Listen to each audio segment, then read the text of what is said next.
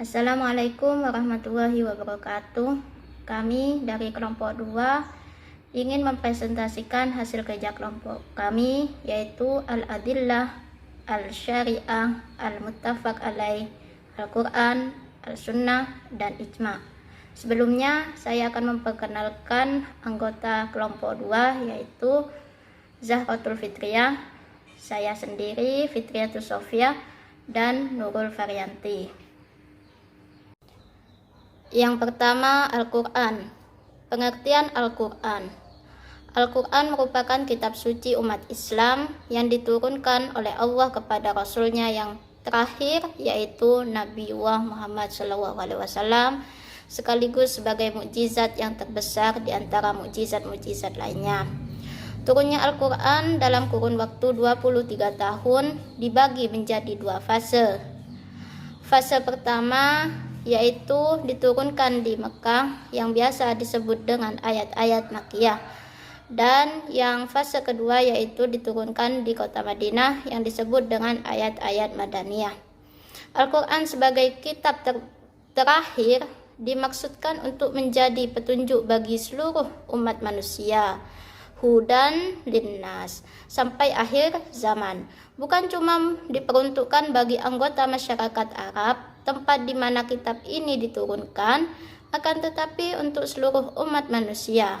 Di dalamnya terkandung nilai-nilai yang luhur yang mencakup seluruh aspek kehidupan manusia dalam berhubungan dengan Tuhan maupun hubungan manusia dengan sesama manusia lainnya dan hubungan manusia dengan alam sekitarnya.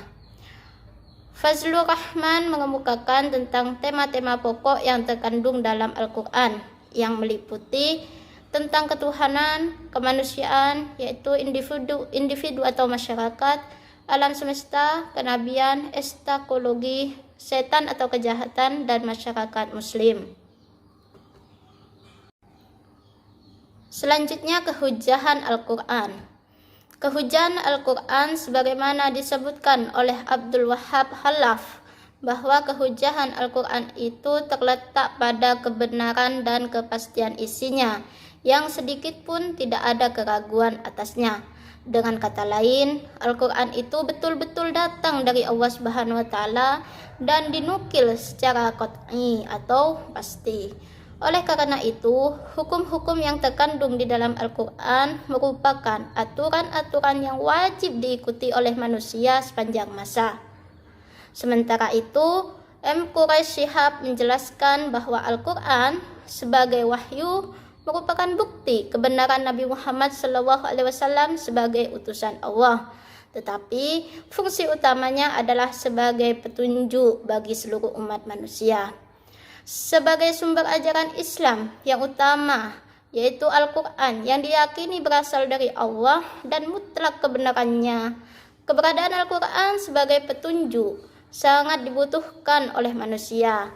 Di kalangan Mu'tazilah dijumpai pendapat bahwa Tuhan wajib menurunkan Al-Quran bagi manusia, karena manusia dengan segala daya yang dimilikinya tidak dapat memecahkan berbagai masalah yang dihadapinya. Yang selanjutnya yaitu sifat qat'i dan zanni ayat-ayat Al-Quran. Ulama usul fikih ada yang menegaskan bahwasanya sifat dalil itu adalah menunjukkan kepada hukum syar'i secara konklusif, yaitu qat'i. Kalau tidak menunjukkan kepada hukum syar'i secara konklusif atau qat'i, melainkan hanya dugaan kuat, yaitu zanni, maka disebut dengan amarah, yaitu tanda-tanda hukum.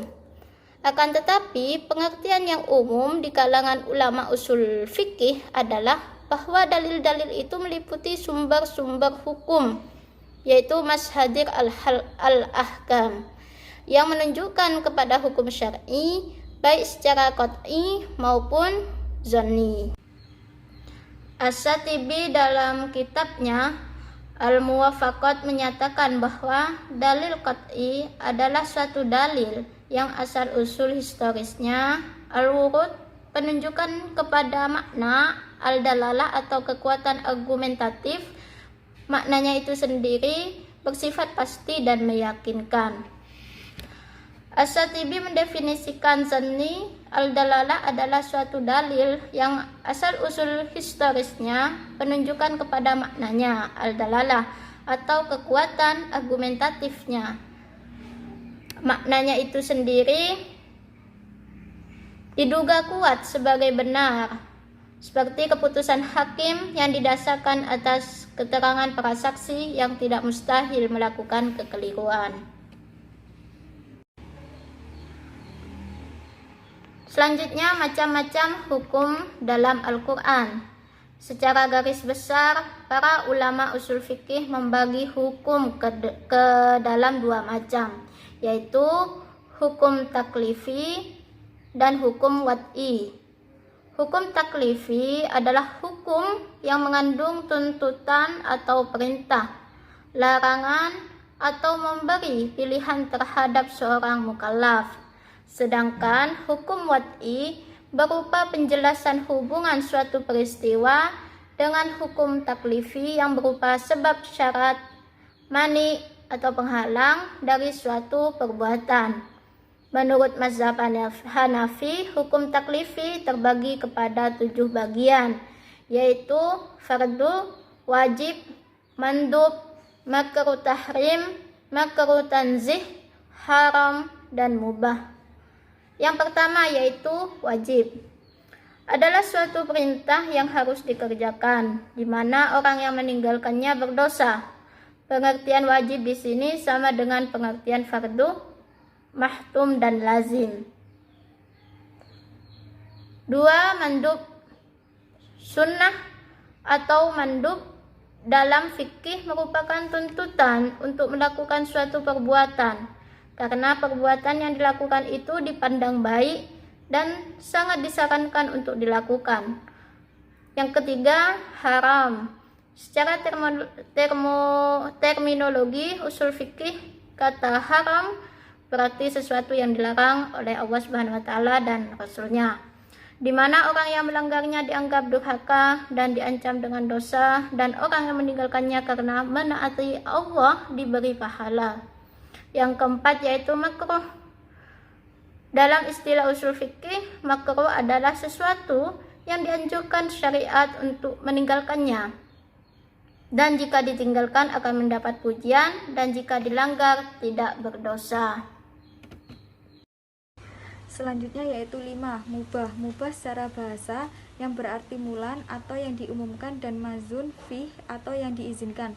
Sedangkan secara istilah yaitu sesuatu yang tidak berkaitan dengan perintah, berarti tidak mencangkup yang wajib dan mandub, dan tidak juga larangan, berarti tidak mencangkup yang haram dan makruh. Selanjutnya yaitu pengertian sunnah. Sunnah berasal dari bahasa Arab yang secara etimologis berarti jalan yang biasa dilalui, atau cara yang senantiasa dilakukan, atau kebiasaan yang selalu dilaksanakan. Apakah kebiasaan atau cara itu sesuatu kebiasaan yang baik atau buruk? Secara terminologis atau dalam istilah syariah, sunnah bisa dilihat dari 3 bidang ilmu, yaitu dari ilmu hadis, ilmu fikih, dan usul fikih. Sunnah menurut para ahli hadis identik dengan hadis, yaitu seluruh yang disandarkan kepada Nabi Muhammad SAW, baik perkataan, perbuatan, maupun ketetapan ataupun yang sejenisnya. Sunnah menurut ahli usul fikih adalah segala yang diriwayatkan dari Nabi Muhammad SAW berupa perbuatan, perkataan, dan ketetapan yang berkaitan dengan hukum. Sedangkan sunnah menurut para ahli fikih, di samping pengertian yang dikemukakan para ulama usul fikih di atas, juga dimaksudkan sebagai salah satu hukum taklifi yang mengandung pengertian perbuatan yang apabila dikerjakan mendapatkan pahala, dan apabila ditinggalkan tidak mendapatkan siksa atau tidak berdosa. Fungsi sunnah yang utama adalah untuk menjelaskan Al-Quran, sebagaimana disebutkan dalam firman Allah SWT, dan kami turunkan kepadamu Al-Quran agar kamu menjelaskan kepada umat manusia apa yang telah diturunkan kepada mereka. Quran Surat An-Nahl ayat 44.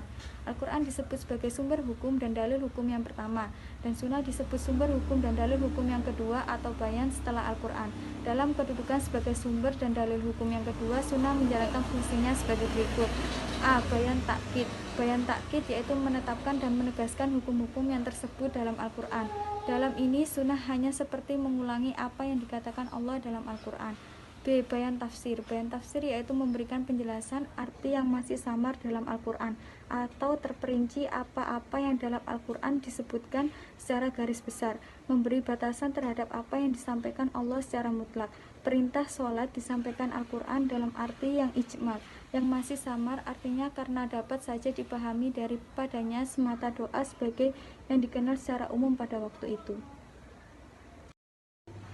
C. Bayan tasri. Bayan tasri yaitu menetapkan suatu hukum dalam sunnah yang secara jelas tidak disebutkan dalam Al-Quran. Dengan demikian, kelihatan bahwa sunnah menetapkan sendiri hukum yang tidak ditetapkan Al-Quran. Seperti Al-Quran menjelaskan tidak bolehnya mengawini dua perempuan yang bersaudara dalam waktu yang sama. Selanjutnya yaitu kuhujahan as-sunnah. Umat Islam sepakat bahwa ucapan, perbuatan, dan penetapan Rasulullah SAW yang mengaruh pada hukum atau tuntutan dan sampai kepada kita dengan sanad yang sahih yang mendatangkan kepastian atau dugaan kuat atas kebenarannya adalah hujah bagi umat Islam. Ia adalah sumber yang digunakan oleh para mujtahid untuk menetapkan hukum syara atas perbuatan orang-orang mukallaf, yang artinya hukum terkandung di dalam Al-Sunnah sejalan dengan hukum yang terkandung dalam Al-Quran adalah undang-undang yang harus diikuti. Bukti atas kekuatan Al-Sunnah sebagai hujjah sangat banyak. Di antara lain yang pertama yaitu nas Al-Quran. Karena Allah SWT seringkali dalam ayat-ayat Al-Quran memerintahkan untuk taat kepada Rasulnya, menjadikan taat kepada Rasul sebagai bukti ketaatan kepadanya. Kedua yaitu kesepakatan para sahabat Rasulullah SAW baik semasa hidup maupun sepeninggal Rasulullah SAW akan kewajiban mengikuti sunnah Rasul, di mana hidup Nabi para sahabat telah melaksanakan hukum, menjalankan perintah dan menjauhi larangan Nabi SAW, halal dan haramnya. Ketiga yaitu Allah SWT dalam Al-Quran telah menetapkan berbagai kewajiban yang masih bersifat global, hukum dan petunjuk pelaksanaannya tidak terperinci. Selanjutnya adalah hubungan antara Al-Quran dan As-Sunnah. Adapun hubungan As-Sunnah dengan Al-Quran dari segi materi, hukum yang terkandung di dalamnya ada 3 macam. Yang pertama yaitu menguatkan hukum suatu peristiwa yang telah ditetapkan hukumnya di dalam Al-Quran. Dengan demikian, hukum peristiwa tersebut ditetapkan oleh 2 buah sumber, yakni Al-Quran sebagai sumber penetap hukum dan As-Sunnah sebagai sumber yang menguatkannya. Yang kedua yaitu memberikan keterangan atau bayan ayat-ayat Al-Quran. Dalam memberikan penjelasan ini ada 3 macam, yakni A. Memberikan perincian ayat-ayat yang masih mujmal. B. Membatasi kemutlakannya. Misalnya Al-Quran membolehkan kepada orang yang akan meninggal berwasiat atas harta peninggalannya berapa saja dengan tidak dibatasi maksimalnya. Yang ketiga yaitu mentaksihkan keumumannya. Misalnya Allah berfirman secara umum keharam makanan bangkai atau binatang yang tiada disembelih dengan nama Allah dan darah. Dalam firman-Nya, diharamkan bagi kamu makan bangkai, darah, dan daging babi, yang terdapat dalam Quran Surat Al-Ma'idah ayat 3. Kemudian Rasulullah SAW mengkhususkannya dengan memberikan pengecualian kepada bangkai ikan laut, belalang, hati, dan limpa. Sifat qot'i dan zanni ayat-ayat Al-Quran. Sebagaimana telah disebutkan, ditinjau dari segi kepastian keberadaan ayat-ayat Al-Quran. Semua ayat Al-Quran yang terdapat dalam mushaf Utsmani adalah bersifat qot'i, as-subat, yang keberadaannya pasti. Artinya, secara meyakinkan semua ayat-ayat tersebut pasti berasal dari Rasulullah SAW. Dan tidak ada satu ayat atau satu kata pun di dalamnya yang berasal dari pemikiran atau rekaan-rekaan sahabat. Sebab semua kata-kata dan ayat Al-Quran diriwayatkan secara mutawatir dan melalui suatu verifikasi ilmiah yang sangat teruji, yang sampai sekarang belum ada suatu penelitian ilmiah yang mampu menandingi ketelitiannya. Dengan demikian, tidak ada suatu ayat pun di dalam Al-Quran yang bersifat az-zonni, as-subat, yang keberadaannya tidak pasti. Dalam pada itu, ditinjau dari segi tunjukan, dalalah, makna yang tergantung di dalamnya dapat dibagi 2. Yang pertama, ayat Al-Quran yang bersifat Al-Qat'i Ad-Dalalah. Yang kedua, ayat Al-Quran yang bersifat Al-Zanni Ad-Dalalah. Adapun yang dimaksud dengan ayat-ayat Al-Quran yang bersifat Qat'i Ad-Dalalah ialah ayat yang tunjukkan maknanya bersifat pasti. Artinya hanya mengandung suatu makna saja. Perkataan dan perbuatan Nabi yang tidak termasuk tasyri'. Dari satu segi sunnah adalah segala apa yang dikatakan Nabi, perbuatan Nabi dan yang diakui Nabi. Di sisi lain, umat dituntut untuk mengikuti sunnah Nabi. Di antara sunnah itu ada yang tidak mesti untuk diikuti oleh umat. Dalam hal ini, ulama mengelompokkan sunnah kepada dua kelompok, yaitu yang pertama, sunnah ghairu tasyriyah, sunnah yang tidak harus untuk diikuti dan hukumnya tidak mengikat. Dan sunnah ini ada 3 macam, yaitu ucapan dan perbuatan Nabi yang ditimbul dari hajat insani dalam kehidupan keseharian Nabi, dalam pergaulan seperti makan, tidur, kunjungan, cara berpakaian, dan ucapan, serta perbuatan Nabi sebagai seorang manusia biasa. Yang kedua, ucapan dan perbuatan Nabi yang timbul dari pengalaman pribadi, kebiasaan dalam pergaulan seperti urusan pertanian dan kesehatan Nabi.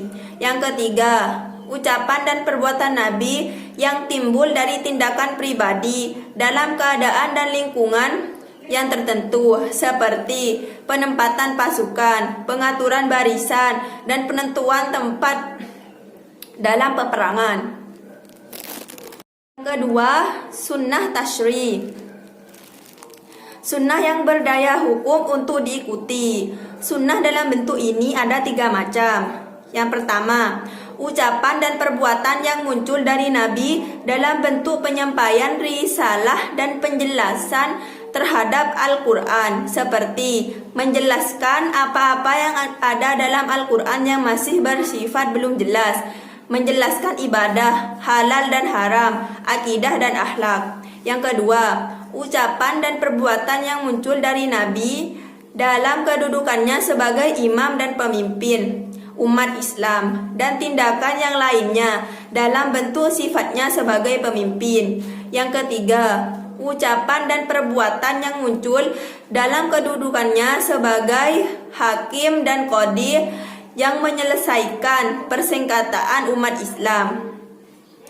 Sunnah berdaya hukum tersebut secara garis besarnya mengandung beberapa bidang antara lain akidah, akhlak, dan hukum-hukum amaliyah.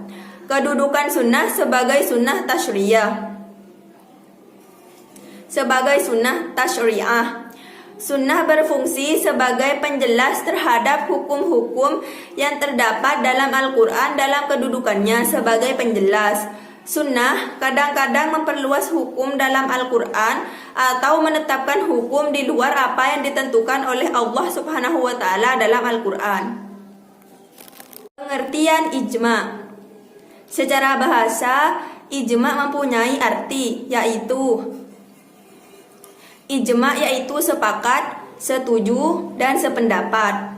Secara istilah, ijma' merupakan sumber kuat dalam menetapkan hukum-hukum Islam dan menduduki tingkat ketiga dalam urutan sumber hukum Islam.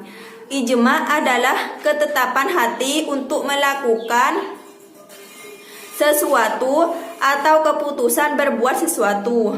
Ijma' adalah kesepakatan semua mujtahid dan ijma' umat Nabi Muhammad dalam satu masa setelah beliau wafat. Syarat-syarat ijma'. 1. Kesepakatan dilakukan oleh seluruh mujtahid. 2. Ijma' dilakukan setelah Nabi Muhammad SAW wafat. 3. Ijma' berkaitan dengan hukum syara. 4. Para mujtahid harus umat Nabi Muhammad SAW. Macam-macam ijma'. 1. Ijma' qauli atau ijma' syarih. yaitu ijma' yang dikeluarkan oleh para mujtahid secara lisan maupun tulisan yang terdapat persetujuan dari mujtahid pada zamannya. Ijma' ini disebut juga ijma' bayani atau ijma' qot'i. Yang kedua, ijma' sukuti atau ijma' ghairi syarih, yaitu ijma' yang dikeluarkan oleh para mujtahid dengan cara diam tidak mengeluarkan pendapat. Kehujjahan ijma'. Jumhur ulama berpendapat bahwa ijma' adalah merupakan hujjah yang wajib diamalkan, karena ijma' merupakan sumber hukum ketiga setelah Al-Quran dan hadis. Dalil-dalil yang mendukung pendapat jumhur ulama adalah yang pertama, firman Allah Subhanahu wa taala dalam surat An-Nisa ayat 115.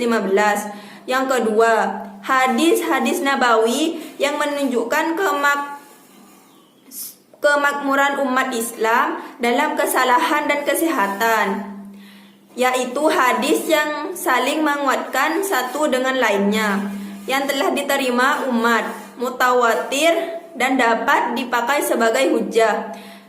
Yang ketiga, bahwa kesepakatan para mujtahid di atas satu pendapat, meskipun akal dan pengetahuan mereka berbeda-beda, menunjukkan bahwa pendapat ini jelas kebenarannya. Sebab seandainya ada dalil yang menyangkal tentang pendapatan mereka, maka terjadilah perselisihan di antara mereka. Adapun contoh hukum syara yang didasari oleh ijma' adalah pengangkatan Abu Bakar As-Siddiq sebagai khalifah menggantikan Rasulullah SAW.